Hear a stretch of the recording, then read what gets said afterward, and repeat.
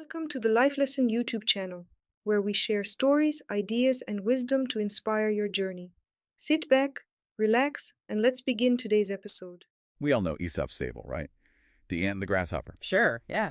Classic story. The ant works, saves, survives. The grasshopper plays, well, doesn't make it. We're taught, be the ant. Right, save, save, save. But what if the ant just works his whole life? Never actually gets to play. What was the fun part? That's a great lead-in. So today we're doing a deep dive into Bill Perkins' book, Die with Zero. It's about getting all you can from your money in your life. Mm-hmm. Our mission really is to explore how we can maximize those positive life experiences and maybe avoid that. Well, that trap of always delaying gratification until it's too late. Yeah. Making sure you actually live. And what's really interesting, I think, is that Perkins comes at this as an engineer. Okay. So for him, it's not just philosophy. It's framed as an optimization problem. Optimization. How do you maximize fulfillment, those memorable experiences, while minimizing the waste? It's about making your life grow, not just, your bank account. Okay, so let's get into it then. If we're rethinking things, where does Perkins say to start? What's rule number one? Rule number one is pretty powerful, actually. Maximize your positive life experiences. Okay. And he tells this really moving story about Aaron and John. They were successful lawyers, got a terrible diagnosis, terminal cancer for John, Oh, wow. and they just stopped working immediately to spend that precious time they had left together just making memories. That really hits home, doesn't it? Yeah. The urgency. Yeah, totally. It's a stark reminder. We often put stuff off, wait for the perfect time. And it might just never arrive. Exactly. And that ties into another key point he makes. A lot of experiences are age dependent. Right. Like you probably can't backpack through Europe when you're 90.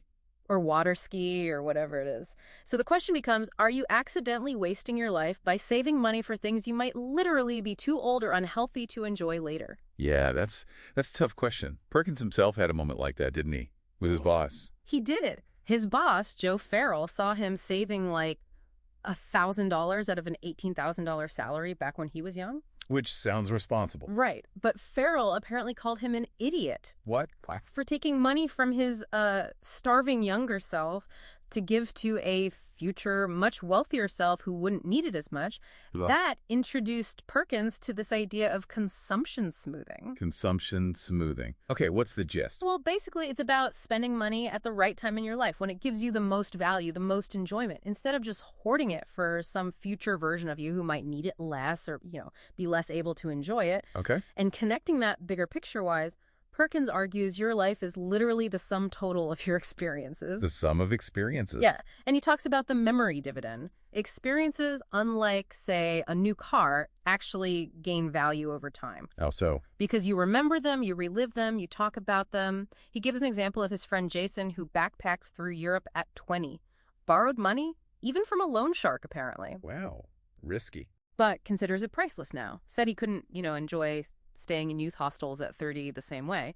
That memory keeps paying dividends. That makes sense, the memory dividend. So if we're focusing on experiences, especially age-dependent ones, what's the big, maybe controversial takeaway from Perkins? That would be his rule number 3.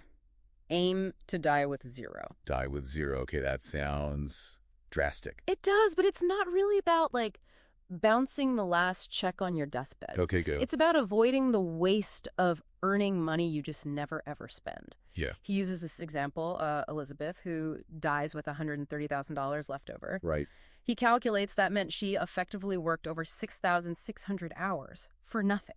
For free. Whoa.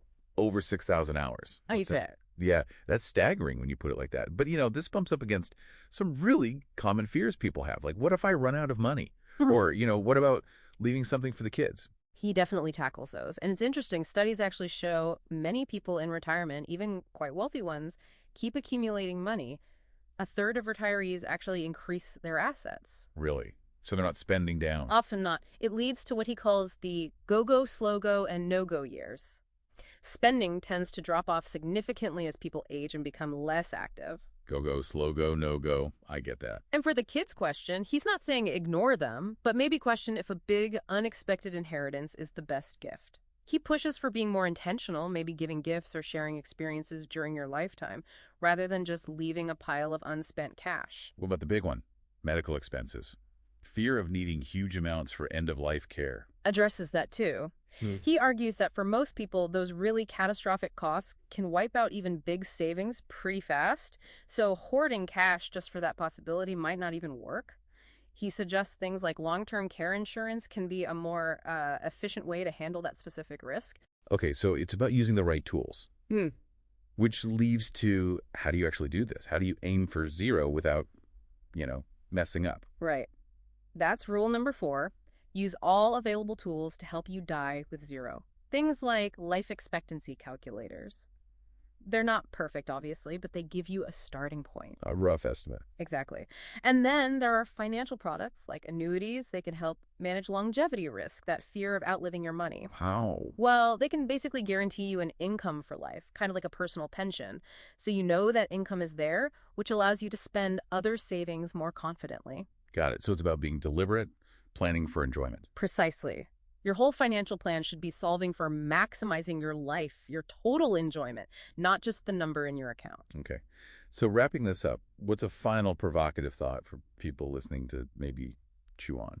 Maybe think about those experiences you've been putting off, waiting for the perfect time, or maybe when you have more money. Yeah, we all have those. Well, if Perkins is right, and your life really is the sum of your experiences, what's stopping you from actively building that sum? Investing in those memories, starting right now. That early time Perkins talks about, it's today. If you enjoyed this video, don't forget to like, share, and subscribe to Life Lessons for more inspiring content.